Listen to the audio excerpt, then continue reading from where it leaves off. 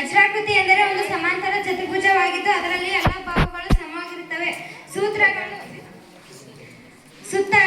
ವಜ್ರಾಕೃತಿಯ ಸುತ್ತಳತೆ ಎಲ್ಲ ಭಾಗಗಳ ಮೊತ್ತ P = AB + BC + CD + AD.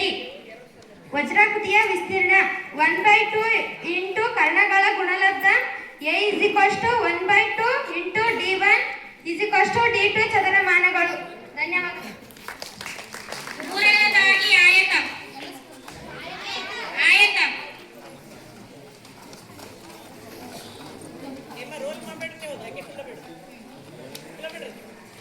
ನಾನು 2 ಆಯಾಮದ ಆಕೃತಿಯಾಗಿದ್ದೇನೆ. ನನ್ನ ಹೆಸರು ಆಯತ.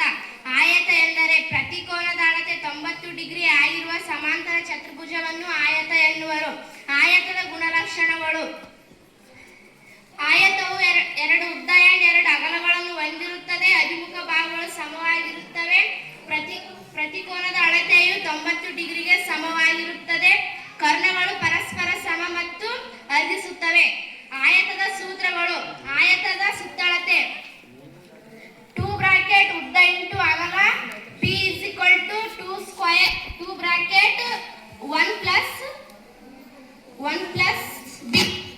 ಆಯತದ ವಿಸ್ತೀರ್ಣ ಉದ್ದ × ಅಗಲ A = ಬ್ರಾಕೆಟ್ 1 + B.